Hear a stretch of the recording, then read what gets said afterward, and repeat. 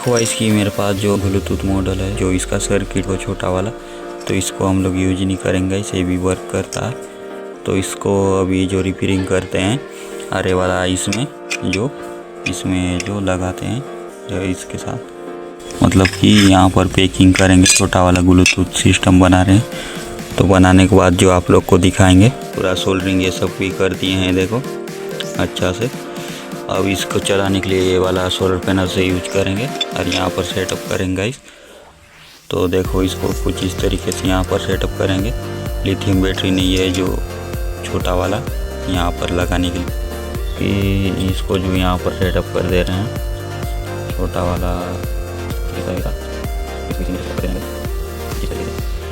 तो देखो गाइस बनकर तैयार हो चुका है ये वाला।